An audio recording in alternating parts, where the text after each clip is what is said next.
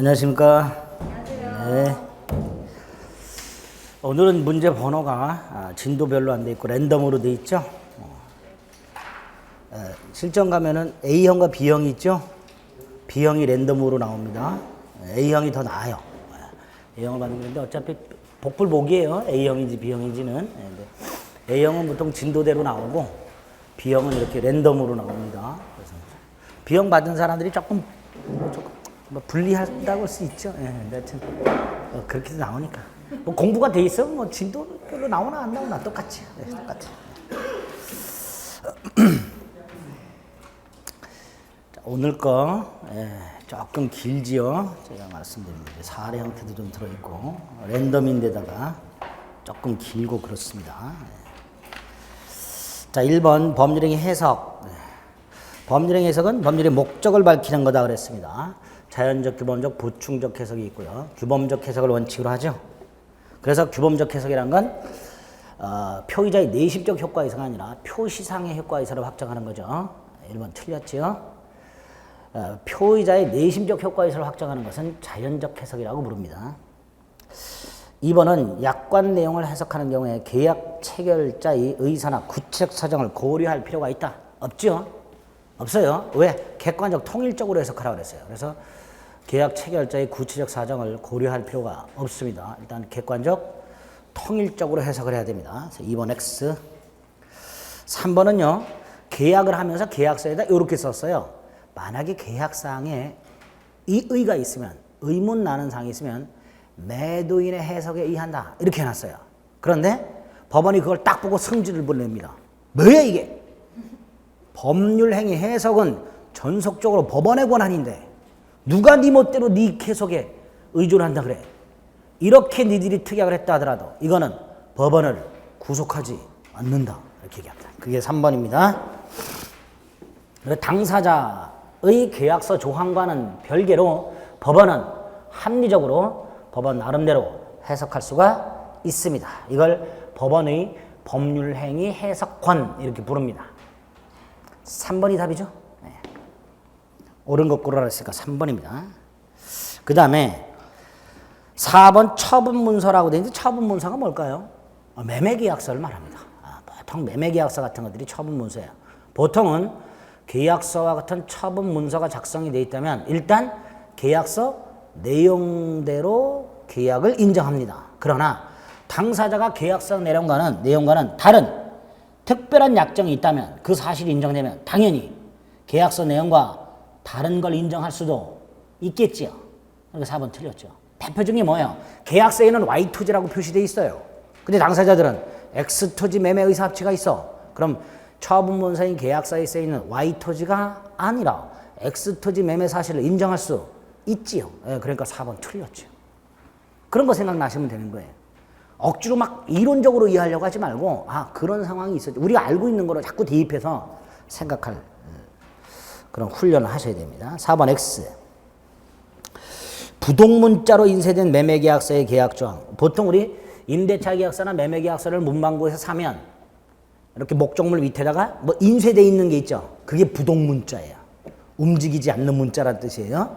인쇄되어 있는 문자를 생각하시면 돼요. 그렇게 부동문자로 인쇄된 매매계약서의 계약조항이 매수인에게만 모든 책임을 지우도록 돼 있더라. 그렇게 할 수 있죠. 예?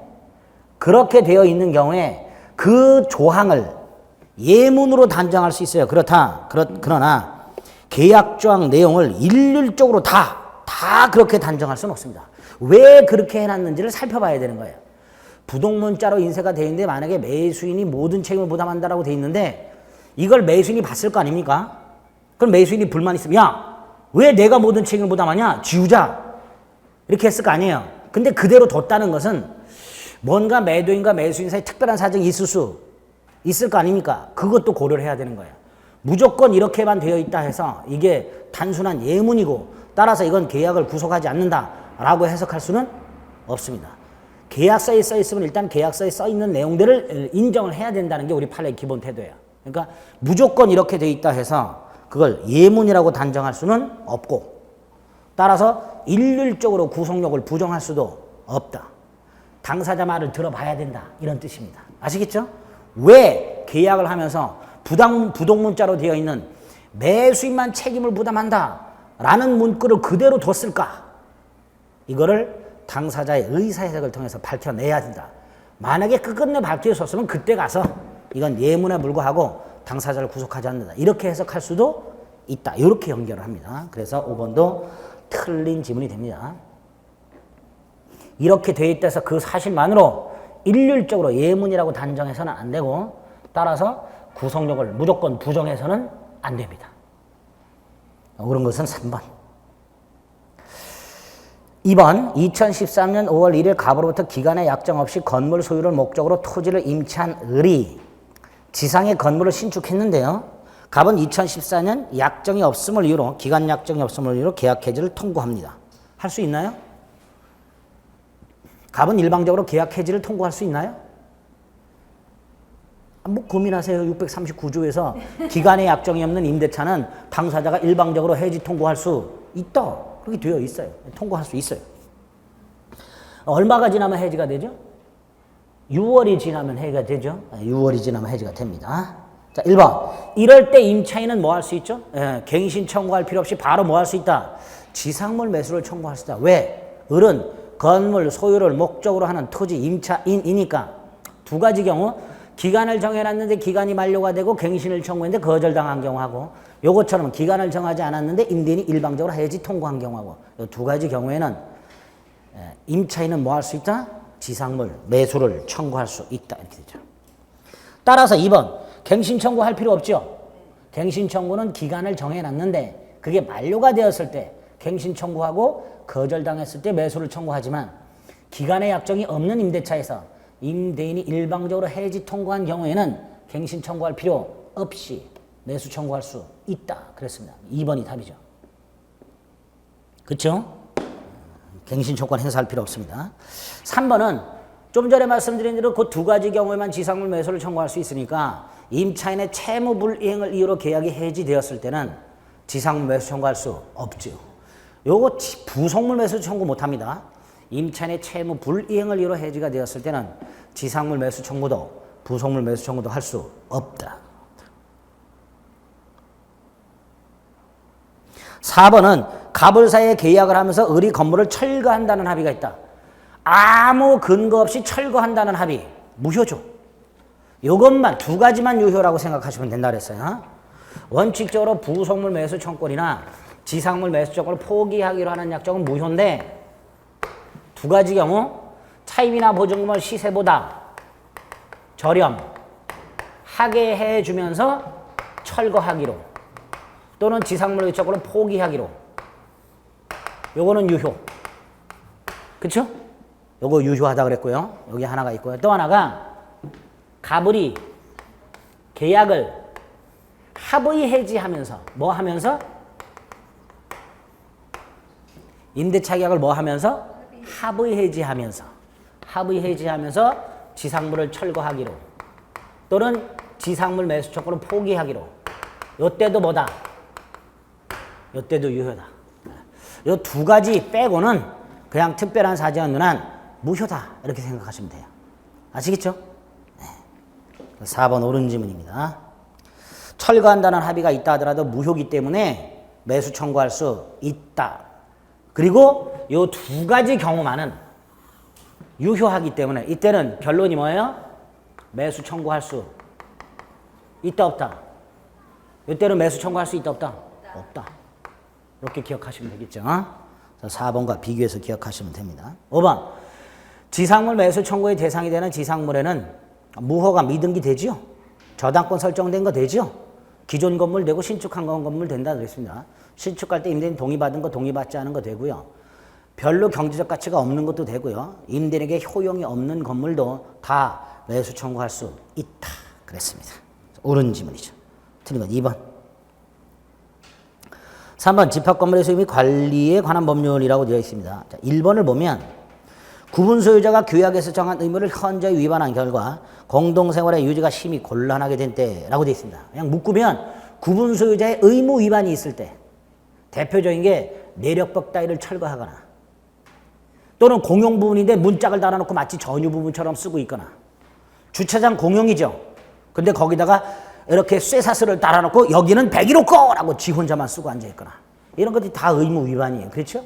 이런 경우에 구분 소유자가 특히 전유 부분에서 그런 짓거리를 할 때 각 구분 소유자는 당해 구분 소유자의 전유 부분 및 대지 사용권의 경매를 명할 것을 법원에 청구할 수 있다. 각 구분 소유자가 틀렸습니다. 이걸 청구할 수 있는 사람은 관리인 또는 관리단 집회의 결의에서 지정된 자. 누가 할 수 있다고요? 관리인이나 관리단 집회에서 지정된 구분 소유자가. 개나 소나 할 수 있다 그러면 안 되죠. 개나 소나 할 수 있다 그러면 법원에다가 101호도 청구해, 102호도 청구해, 103호도 청구해. 한 2,000세대 있으면 2,000명이 다 청구해. 그럼 법원 짜증 나겠죠. 그러니까 딱 관리인 또는 지정된 구분 소유자 이 사람만 청구할 수 있습니다. 두 번째로 요거 법원에다가 이렇게 하는 거예요. 법원에다가 판사님 원래 목적물을 경매할 때는 뭐가 필요해요? 집행 권원이라는 게 필요하죠. 그러니까 집행 권원을 먼저 만들어야 돼. 그게 뭐냐면 경매를 명하는 판결이에요. 그러니까 먼저 법원 일반 법원에 달려가서 경매를 명하는 판결을 해주세요. 그럼 법원이 청구가 타당하다면 몇 호는 경매를 명한다 라는 판결을 하겠죠. 그럼 그 확정 판결을 가지고 이걸 집행권원에서 경매법원으로 달려가서 경매를 넣게 됩니다. 그 기간이 6월이에요. 순서가 이렇게 돼요. 그리고 이러려면 관리단 집회를 소집을 해서 구분 소유자의 4분의 3 및 의결권의 4분의 3 찬성이 필요합니다. 아주 복잡하죠? 그렇죠. 멀쩡한 사람 물건 경매해버리는 거잖아요. 그러니까 아주 엄격한 거예요. 잘 살고 있는데 내력벽 조금 철거했다고 말이야. 같은 아파트에 살고 있는 사람들이 경매를 넣어버려. 황당하잖아요. 그러니까 엄격해요. 근데 그런 게 있긴 있어요. 이렇게. 다만 관리인이나 지정된 구분 소유자가 하는 거고요. 두 번째로 관리단 집회에서 구분 소유자 및 4분의 3 및 의결권의 4분의 3 찬성을 받아야 되고요. 세 번째로 일반 법원에다가 먼저 경매를 명하는 재판을 청구하고요. 여기서 법원이 경매를 명하는 판결을 하게 되면 그 판결문을 가지고 얼마? 판결 확정 후 6개월 내에 경매법원에 경매를 신청하는 이런 과정을 거치게 됩니다. 그래서 팔아버릴 수가 있어요. 함부로 내력벽 철거하고 그러면 안 돼요. 아시겠죠? 철거하더라도 몰래 다른 구분 소유자들이 모르게. 1번 틀렸죠? 2번은 수개의 전유 부분으로 통하는 복도계단 기타 구조상 구분 소유자 전원 또는 그 일부의 공용에 제공되는 건물 부분. 대표적인 게 뭐예요? 지하 주차장. 구분 소유권의 목적으로 할 수 있어요? 없어요? 없지. 왜? 공용 부분이잖아요. 구분 소유권의 목적이 되는 건 전유 부분입니다. 근데 이건 공용 부분이기 때문에 구분 소유권의 목적으로 당연히 할 수가 없습니다. 3번 집합 건물에서는 분할 못하는 게 두 개가 있습니다. 공용 부분하고 대지. 특히 대지는 제가 그랬어요. 대지 전부 분할 청구 금지 그러면 안 돼요. 그 건물 사용에 필요한 범위 내의 대지 분할이 금지되어 있습니다. 4번은 아까 지하주차장이 공용 부분이라고 그랬죠. 최근에 아파트들은 지상에다 아파트를 건설하고 주차장은 밑에다 다 몰아넣지요. 이럴 때 101동의 구분소유권을 가지고 있는 사람이 지하주차장에 차를 집어넣을 때 101동 밑에다가만 차를 세워야 돼요? 103동 밑에 가서 세워도 돼요? 103동 밑에 가서 세워도 되죠. 그러니까 이 부분은 구분소유자 전 원공유. 그래서 원래 공용 부분은 구분소유자 전원의 공유에 속하는 것을 원칙으로 합니다. 다만 예컨대 102동의 복도계단 102동의 복도계단에다가 101동의 구분소유권을 갖고 있는 사람이 자전거나 박스 같은 거 갖다 쌓아놓을 수 있어요? 없어요? 뭐 있다고 하는 분들도 있는데 만약에 1층 출입구에 번호키가 달려있어. 못 들어가죠? 이때 101동 사람이 왜 나도 이거 번호 알려달라. 그럼 뭐라 그럴까요? 101동이나 들락거리라 그럴 거 아니에요. 그러니까 이 102동의 복도나 계단 같은 공용 부분은 분명히 102동 구분 소유자들 공용에 제공되는 게 명백하죠. 이렇게 일부 구분 소유자들이 공용에 제공되는 게 명백한 부분은 그 일부 구분 소유자의 공유 이렇게 됩니다. 예외입니다. 그게 4번이죠. 원칙은 누구 거라고요? 구분 소유자 전원 공유. 다만 예외가 여기 4번이 되고요. 5번은 복도 계단에 대해서도 권리가 있죠. 공유 지분권이라고. 전유 부분 면적 비율에 따르는 공유 지분권을 갖고 있고 요거를 공용 부분에 관한 물권이라 한다 그랬어요. 이 공용 부분에 관한 물권은 구분 소유권과 일체로 다루기 때문에 따로 득실 변경을 등기할 필요가 없다 그랬습니다. 구분 소유권을 등기하게 되면 공용 부분에 관한 물권은 당연히 취득하기 때문에 공용 부분에 관한 물권의 득실 변경은 등기를 요하지 않는다.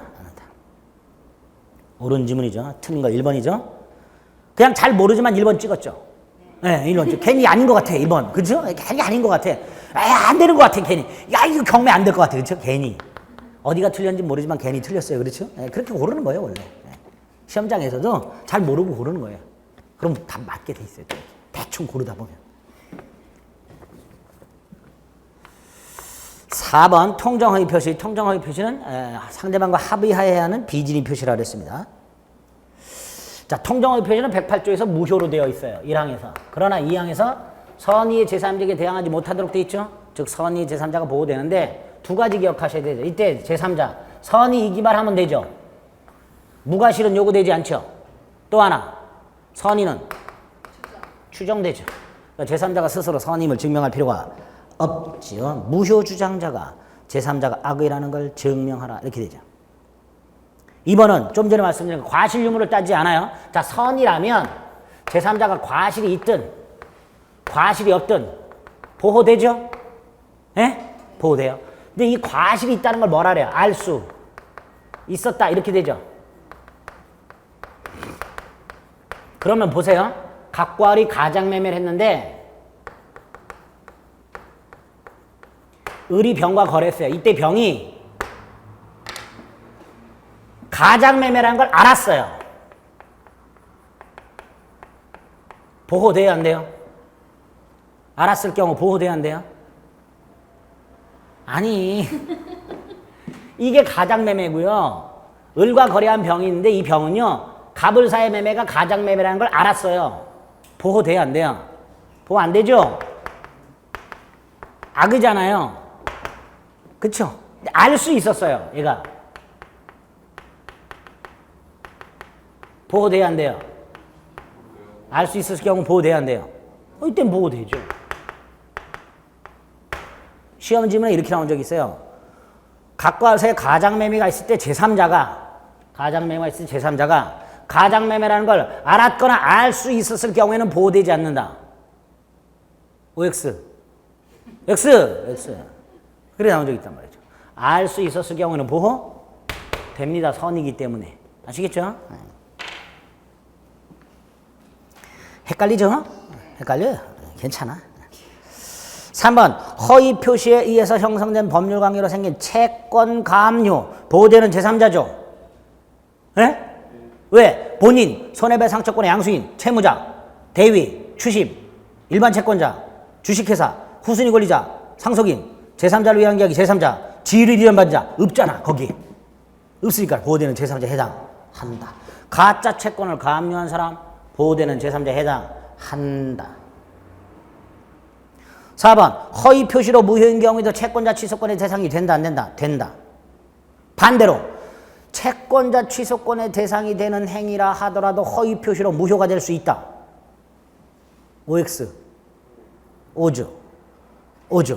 허위 표시로 무효라 하더라도 채권자 취소권의 객체가 될 수 있고 채권자 취소권의 대상이 되는 행위라 하더라도 허위 표시로 무효가 될 수 있다. 즉 하나의 행위가 허위 표시에도 해당될 수 있고 채권자 취소권의 대상이 될 수도 있고 이렇게 됩니다. 옳은 지문이죠. 5번은 누누이 말씀드려요. 갑이 돈을 빌리려고 해요. 근데 여신 한도에 걸렸어. 그래서 주채무자 갑이 을을 채무자로 내세워서 은행과 거래를 했어요. 소비대차계약. 은행이 이 사실을 알아요. 주채무자가 갑이다 을이다. 네? 대출을 받을 수 없는 갑을 위하여 을이 자신의 이름으로 은행 가서 대출을 받았는데 은행도 이 사실을 알아.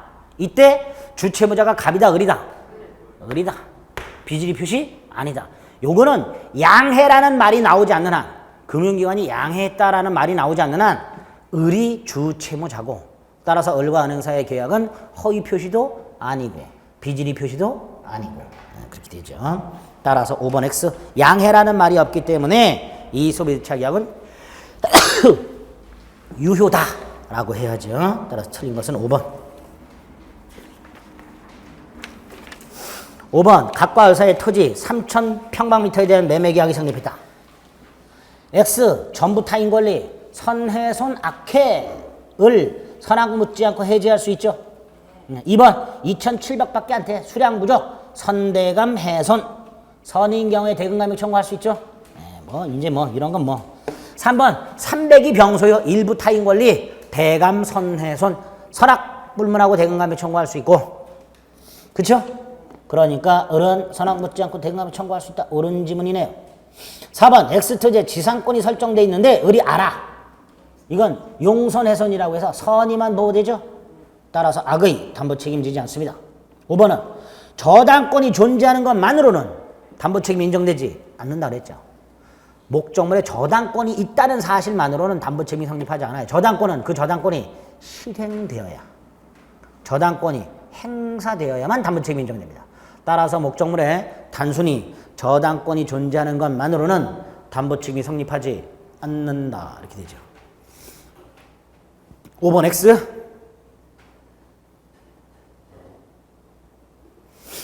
너무나도 쉽죠? 맞추셨죠? 네, 맞춰요. 이렇게. 자, 계약금은 우리 민법이 부여한 게 해약금이라고 그랬습니다. 해약금이라는 게 뭐죠? 당사자 일방이 이행에 착수할 때까지 계약금을 교부한 사람은 계약금을 포기하고 해지할 수 있고, 계약금을 수령한 사람은 배액을 상환하고 해지할 수 있다. 이게 해약금이죠. 그러니까 1번, 해약금에서 계약을 해지할 수 있는 기간은 당사자 일방의 이행에 착수할 때까지다 이렇게 되죠. 두 번째로 계약금의 최소 한도의 성질이 증약금이에요. 그래서 모든 계약금은 일단 증약금의 성질이 있고요. 민법이 부여한 게 해약금이기 때문에 일단 계약금은 해약금으로 추정한다 그랬어요. 세 번째로 위약금의 성질을 갖는 경우가 있는데, 이 위약금의 성질을 가지려면 반드시 계약금을 위약금으로 하는 특약이 있어야만 된다 그랬습니다. 특약이 없는 한 위약금의 성질은 없다 그랬어요. 2번 반드시 있어야 됩니다. 3번은 계약금에 의해서 계약을 해지하게 되면 계약은 소급해서 소멸하죠. 그러나 원상회복 의무라든가 손해배상 청구 따위는 할 수 없다 그랬습니다. 3번 맞았네요. 4번 계약금이 교부되어 있어도 해약금에 의한 해제권을 배제하는 특약이 있으면 해약금에 의한 해제는 인정되지 않는다. 즉 계약금에 의한 해제 규정은 임의 규정이다 이런 뜻이에요. 매매를 하면서 계약금을 주고받아요. 주고받으면서 밑에 특약을 달아. 야, 우리 계약금에 의한 계약 해제는 하지 말자. 특약할 수 있다 없다? 있다. 만약에 그런 특약을 했다면 계약금에 의한 해제는 할 수 없다. 이렇게 되겠죠. 5번 계약금 지급을 약속했으나 계약금을 교부하지 않았어요. 그럼 계약금 계약이 성립하지 않은 거죠. 계약금 계약은 유물계약이라 했습니다. 따라서 원칙적으로 약속한 계약금을 주지 않는다 해서 주계약인 매매계약을 해지할 수는 없다. 왜? 채무불이행이 아니니까. 채무불이행이 아니니까 원칙적으로 주계약을 해지할 수는 없다. 그랬습니다. 5번이 틀렸네요. 7번 표현대리 중에서 1번 권한을 넘은 표현대리. 권한을 넘은 표현대리는 권한이 있고 그 권한을 넘는 행위가 있어야 되고 상대방에게 정당한 이유가 있어야 되고 그랬죠? 이때 이 권한 속에는 임의대리권, 법정대리권, 부부간의 일상가사대리권, 여기에 나와 있는 등기신청이나 허가신청 같은 공법상의 행위대리권, 복대리인 행위, 사자의 행위, 표현대리권 뭐 이런 것들이 들어간다 그랬죠. 증권회사 투자상담 같은 사실행위 포함 안 되고요. 교회의 대표자와 같은 비법인 사단의 대표자 이런 건 포함되지 않는다 그랬습니다. 이렇게 권한에 포함되는 것과 포함되지 않는 것 구별을 해두셔야 돼요. 그러니까 1번 기본 대리권이 등기 신청 같은 공법상의 행위라 할지라도 표현 대리인이 그 권한의 범위를 넘어서 매매나 대물 변제와 같은 사법상의 행위를 한 경우에도 권한 넘은 표현 대리가 성립할 수 있다. 그래서 추가되는 지문이 뭐예요? 기본 대리권과 그걸 넘는 행위가 동종 유사할 필요가 없다. 이렇게 되죠. 자, 표현 대리는 제가 그랬어요. 예를 들어서 갑이 있고 을이 무권 대리예요.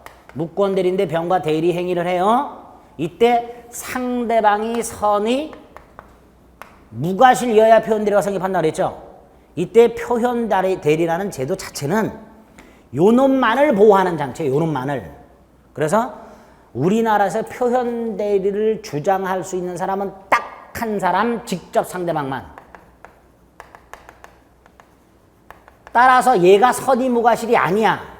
그럼 표현 대리 자체가 성립하질 않아요. 않으니까 얘와 거래한 전득자가 설령 선의 무과실이라 하더라도 얘는 표현 대리를 주장할 수가 없습니다.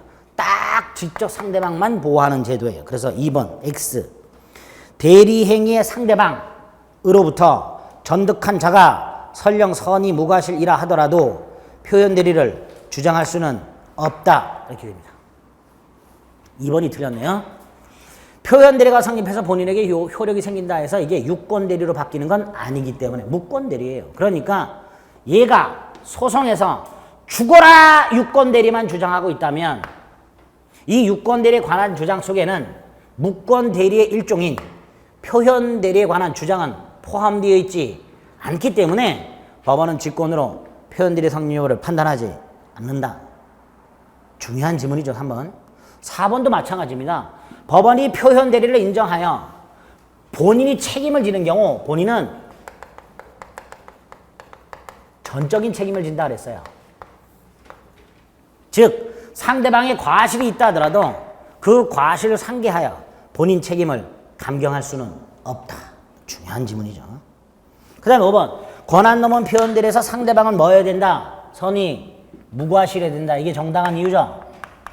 이거 언제를 기준으로 판단해요? 언제를 기준으로 판단한다? 행위 당시.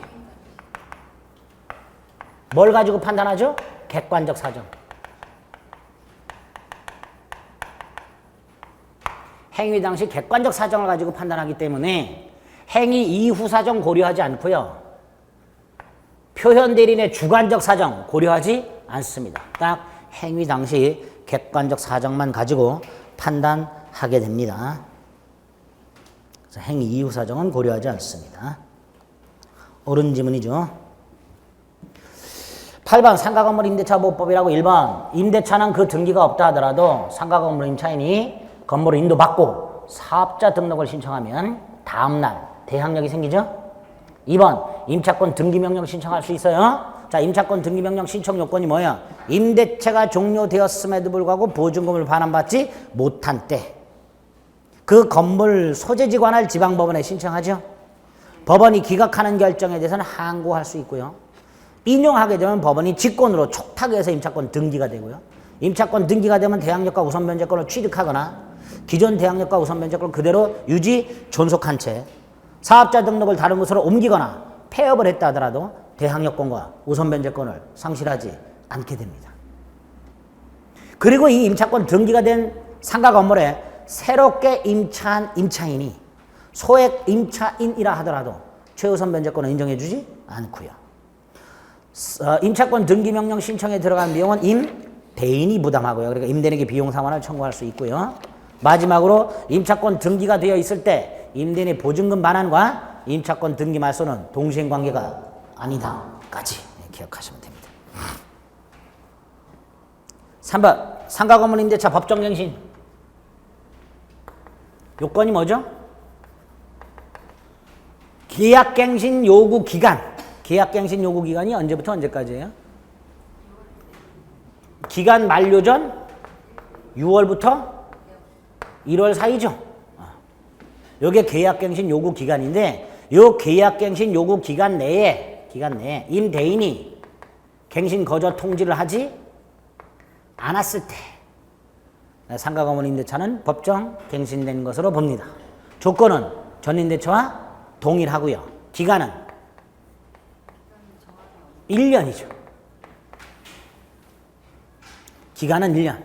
주택임대차는 법정갱신됐을 때 기간은 2년으로 보고요. 상가건물 임대차는 법정갱신됐을 때 기간은 1년으로 봅니다. 차임과 보증금은 100분의 9에 보면서 증감 그러면 큰일 나요. 그건 갱신 요구엔 갱신이고요. 예? 보증금과 차임도 전임대차와 동일해요. 100분의 9에 범위에서 증감하는 건 갱신 요구에 의한 갱신에서 100분의 9에 범위에서 증감하는 거예요. 법정갱신은 차임과 보증금도 전임대차와 똑같고 기간만 1년이에요. 아시겠죠? 그리고 임차인만은 언제든지 뭐 할 수 있고요? 해지할 수 있고요. 얼마가 지나면 해지가 돼? 3월이 지나면 해지가 되죠. 상가 건물 임대차 법정갱신의 효과입니다. 3번 X. 요 3번은 민법상 임대차의 법정갱신이죠. 민법상 임대차 법정갱신이에요. 3번은. 4번은 아까 말씀드린 거 임차권 등기 명령 집행에서 임차권 등기가 된 건물을 이후에 임차인이 소액 임차인이라 하더라도 최우선 변제를 받을 권리는 없다. 그 다음에 5번은 상가건물 임대차보호법 13조에 보면요. 상가건물이 적법하게 전대되었을 때 상가건물은 주택임대차보다는 훨씬 많이 전대되죠. 전대되었을 때 적법전 차이는 요 계약갱신 요구 기간 내에 임차인의 갱신 요구권을 뭐 할 수 있다? 대위 행사할 수 있도록 되어 있습니다. 그게 5번입니다. 적법전 차이는 계약갱신 요구 기간 내에 임차인의 갱신 요구권을 대위하여 행사할 수 있다. 상임법에만 있는 조문이에요. 적법전 차이는 갱신. 원래 민법상 적법전 차이는 임대인에게 아무런 권리가 없죠. 아무런 권리가 없어요. 적법전 차이는. 그러나 상가건물 적법전 차이는 13조에서 특별 규정을 둬서 임차인의 뭐를 갱신 요구권을 뭐 할 수 있도록 대위할 수 있도록 특별 규정을 두고 있습니다. 그게 5번입니다. 틀린 거 3번. 9번 취소와 추인 1. 제한 능력자는 능력자가 되기 전이라면 법정된 동의 얻어야 자신의 행위를 취소할 수 있다. 틀렸죠. 취소권자의 제착사강 대승이 있었어요. 제착사강 대승에서 쟤는 제한 능력자를 말하죠. 그럼 제한 능력자는 자신의 행위를 법정대리인 동의 없이 단독으로 취소할 수 있다. 이렇게 되죠. 그러니까 그 취소 자체를 또다시 제한 능력을 이뤄 재취소할 수는 없다. 이렇게 연결된다 그랬습니다. 1번 X. 2번은 취소할 수 있는 행위의 추이는 곧 취소권 폭이라 그랬으니까 자기 자신한테 취소권이 있다는 것, 즉 자신의 행위를 취소할 수 있다는 것 알고 있어야 되죠. 2번. 3번. 추인의 의사표시는 명시묵시를 불문하고요. 나아가 법정 추인도 있죠. 전부나 일부의 이행의 청구, 경계, 계약, 담보 제공, 강제 집행, 양도 이런 게 있으면 법률상 추인한 것으로 볼 수 있죠. 법정 추인도 있습니다. 4번은 원칙적으로 추인은 취소 원인이 소멸한 후에 해야 되니까 착오에 의한 경우에는 착오가 제거된 후에 추인할 수 있다. 이렇게 되겠죠. 5번 법률 행위가 취소가 됐어요. 자, 취소가 됐다면 뭐가 돼요? 무효가 된다 그랬죠? 이거 추인할 수 있다 없다? 무효가 된 거? 있다. 139조. 무효 행위의 추인의 요건과 효과로 추인할 수 있다 그랬죠. 취소할 수 있는 행위를 취소를 해서 무효가 되었을 때는 취소할 수 있는 행위의 추인을 통해서 추인할 수는 없고 무효 행위 추인의 요건과 효과로 추인할 수는 있다. 그랬습니다. 그게 5번이죠. 10번 1. 건물 소유를 목적으로 한 토지 임대차에서 임차 지상의 임차인 소유 건물을 등기하게 되면 622조 대항력 생기죠. 그때부터 제3자에게 대항력이 인정됩니다. 2번 임차물의 일부가 임차인의 잘못 없이 멸실, 기타 사유로 사용식할 수 없게 되면 임차인은 그 부분에 대해서 그 멸실된 비율만큼 차임, 감액을 청구할 수 있다고 그랬어요. 당연히 지급을 면하는 게 아니에요. 차임, 감액을 청구할 수 있다고 그랬습니다. 2번 X. 예? 이거 제가 틀리지 말자고 수도 없이 얘기했어요. 그냥 감액되는 게 아니라 감액 청구라 그랬습니다. 틀리지 마세요, 제발 이런 거. 잔존문만으로 목적을 달성할 수 없을 때는 해지도 가능하다 그랬습니다. 어쨌든 당연히 감액되는 게 아니고 감액 청구할 수 있다. 3번은 649조 법정 저당권을 말하는 거고요. 4번은 임차인의 수인 의무를 말해요. 임대인이 보존에 필요한 사용을 할 때 임차인은 자신의 의사에 반한다 하더라도 거절할 수 없다. 수인 의무. 5번은 차임 언제 줘야 돼요? 차임 지급 시기? 약정 있으면 약정한 시기에 약정 있으면 약정한 시기 없으면 호급을 원칙으로 하죠. 동산임대차, 건물임대차, 건물의 대지임대차는 매월 말, 토지임대차는 매년 말, 수학기 있을 때는 수학 후 취치 없이 이렇게 돼 있죠. 그러니까 후급을 원칙으로 한다. 이렇게 될 거예요. 그래서 틀린 것은 2번. 자, 물권적 청권 뭐 여러 번 봤죠. 1번 불가항력적 침해의 경우에도 물권적 청권 인정되죠. 그러니까 상대방이 고의 과실이 없더라도 물권적 청권 행사할 수 있다. 2번 물권적 청권은 물권과 운명을 같이 한다 그랬습니다. 따라서 물권적 청권을 발생케 한 물권과 물권적 청권은 절대로 분리양도할 수 없다. 3번이 틀렸죠? 유치권과 질권에는 준용 규정 자체가 없습니다.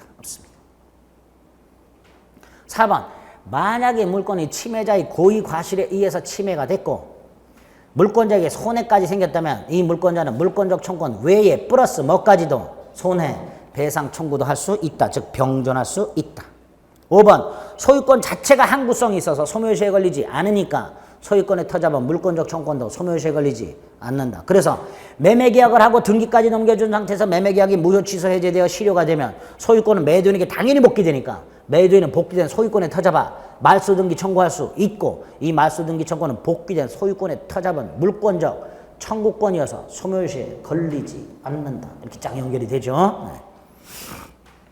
틀린 거 3번. 12번 점유태양 중에서 자주점유라고. 자주점유가 뭐예요? 소유의 의사에 의한 점유. 자신이 어떤 물건에서 소유권을 가지고 있다고 생각하거나 또는 소유권을 취득하고자 하는 그런 법적인 의사를 말하는 게 아니라 물건을 소유자처럼 사용, 수익, 처분하겠다는 사실상의 소유 의사를 말한다고 그랬고요. 판단은 점유하게 된 원인의 객관적 성질에 따라서 점유자의 주관적 의사를 가지고 판단하는 게 아니라 객관적 성질을 가지고 판단한다고 그랬어요. 단 자주인지 타주인지를 알 수 없을 때는 뭘로? 자주점유로 추정. 여기까지가 기본 세트죠. 그리고 추정이 깨지는 게 있고 전환이 되는 게 있었습니다. 기억, 토지 매매에 의해서 매수인이 목적 토지를 인도받았다. 매수인의 점유가 뭐예요? 자주죠. 근데 매매 계약이 타인 권리 매매야. 타인 권리 매매 유효, 무효? 유효. 그러니까 여전히 자주. 여전히 자주. 소유권을 취득할 수 없는 경우라 하더라도 매수인의 점유는 뭐다? 자주. 단. 매매가 없거나 매매가 무효다. 플러스 이걸 알면서 이때 뭐가 된다? 이때는 악의의 무단점유로 타주가 된다 그랬죠. 근데 지금 이 경우에 타인 권리는 매매 자체가 유효해요. 유효이기 때문에 자주 이렇게 됩니다. 니은 소유자가요 점유자를 상대로 소송을 제기해요. 무슨 소송일까요? 무슨 소송일까요 이거? 소유자가 점유자를 상대로 소송하는 대표적인 게 뭘까요? 반환소송. 근데 얘가 패소했어요. 그럼 패소 판결이 난 때부터 뭐가 된다? 타주. 소송 타? 예? 진정한 소유자가 자신의 소유권을 주장하여 점유자를 상대로 소송을 제기해서 점유자가 패소되었을 때 소유자가 점유자를 상대로 소송을 제기해서 점유자가 패소했을 때 소, 점, 타주로 바뀐다. 언제부터? 패소 판결이 확정된 때부터 니은 타주. 기억은 자주고 니은은 타주. 그렇죠? 디귿 자주 점유자가 시효기간 진행 중에 당해부동산의 전 소유자를 상대로 소유권 이전 등기 소송을 제기해서 패소. 자, 디귿은요 누가 누구를 상대로 소송을 제기했어요? 점유자가 누굴 상대로? 소유자를 상대로 소송을 제기해서 패소했어요. 이건 여전히 뭐라 그랬어요? 여전히 자주라 그랬어요. 이거 생각하면 안 돼요. 이해해서 풀면 안 풀려요. 무슨 말인지 몰라요. 단순히 2번 니은하고 디귿은 아주 단순화시켜야 돼. 소유자가 점유자를 상대로 소송을 제기해서 점유자가 패소했는지, 디귿처럼 점유자가 소유자를 상대로 소송 제기해서 패소했는지 딱 이렇게 단순화시켜서 풀어야 돼요. 그럴 때 위에 건 타주가 된다 그랬고 밑에 건 자주라 그랬어요. 여전히. 그러니까 자주인 거 2개밖에 없잖아요. 기역, 디귿. 답은 4번. 그쵸? 리얼은 악의 무단점이 이거예요. 이거 알면서 점유 이런 게 타주예요. 미음도 마찬가지예요. 매매가 없거나 매매가 무효거나 처분권이 없거나, 처분권이 없는데 그걸 알아. 이게 악의 무단점이 이런 거. 아시겠죠? 이런 게 타주예요. 매매가 없거나 매매가 무효거나 매도인이 처분권이 없거나 플러스 그걸 알면서 이게 뭐가 된다? 리을에 있는 악의 무단점유가 되는 거고, 미음이 리을의 악의 무단점유의 전형적인 예가 되는 거예요. 타주예요. 됐지요? 답은 4번 하나밖에 없지. 틀릴 게 없지요. 랜덤으로 하더라도 다 우리가 아는 거야. 지지난주부터 계속 반성하고 계시죠? 왜 틀렸을까? 집에 가서 반성만 하고 주무시면 안 돼요. 꼭 복습하고 주무셔야지. 제발. 13번 가등기 담보 등에 관한 법률. 일단 1번 공사잔대금 안 된다 그랬어요. 2번 매매대금 안 된다 그랬어요. 안 된다 그랬죠? 소비대차 채권이거나 준소비대차 채권이어야만 된다 그랬어요. 그래야 가담법이 적용된다 그랬어요. 공사잔대금이나 매매대금 안 된다 그랬어요. 그 다음에 3번 질권, 저당권, 전세권. 이 말 나오면 안 돼. 전세권 취득목적 담보계약 적용 안 돼요. 질권 취득목적, 저당권 취득목적, 전세권 취득목적 3가지 안 돼. 적용 안 돼. 그냥 안 된다 그러세요. 이해가 안 되는데요? 이해가 안 되는 게 아니라 그냥 외워. 안 된다고. 이 말 하면 안 된다고. 안 된다고 돼 있어. 아예. 질권, 저당권, 전세권 취득목적 담보계약은 적용되지 않는다. 이렇게 딱 돼 있어요. 아예 그냥. 권리 3개 외우는 게 뭐가 어려워? 3번 X. 4번. 여기 보세요. 갑의 토지가 있고요. 뭐 아파트라 그럴까요? 여기다가 가등기 담보가 되어 있어요. 담보 가등기라고 할게요. 청구 순위 보정 가등기 아니라. 그런데 얘가 갑한테 1억을 갖고 있어요. 1억 채권. 근데 1억 채권 중에서 6천은 빌려준 거예요. 6천은 빌려준 거고 4천은 매매대금 채권이에요. 매매대금. 물품대금이라고 할까요?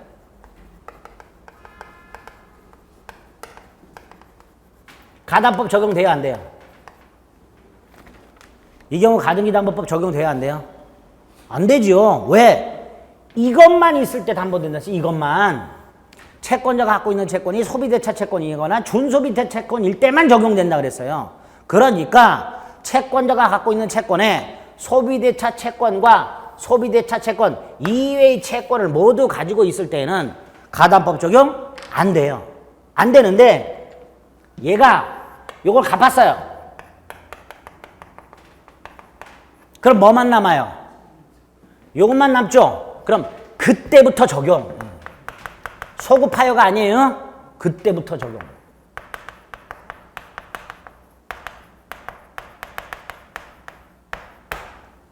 여기 판례예요. 그럼 읽어보겠습니다.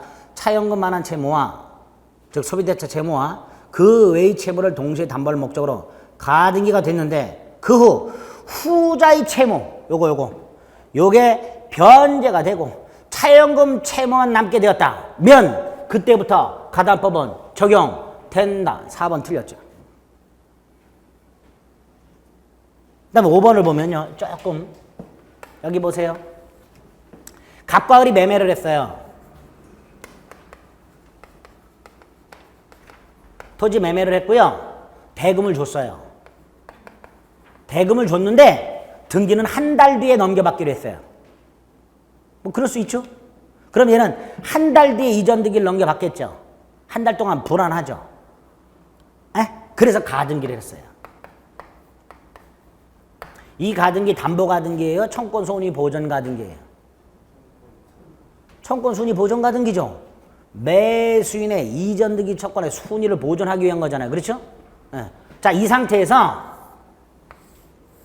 이게 해제가 됐어요. 해제가 됐다면 갑은 돈 돌려줘야 되죠. 따라서 을이 갑에 대해서 지급한 매매대금 반환 채권이 생겼어요. 매매대금 반환 채권 생겼죠. 이때 요 가등기를 처음엔 청구권 순위 보전 가등기였는데 을이 갖게 된 요 매매대금 반환 채권을 담보할 목적으로 담보 가등기로 유용할 수 있을까? 이 문제가 첫 번째로 생겨요. 유용할 수 있다 없다? 있다. 무효등기 유용도 되는데 그러면 요거는 청구순위 보전 가등기였다가 뭘로 바뀌어요? 담보 가등기로 바뀌어. 이때 여기에 가담법이 적용되느냐?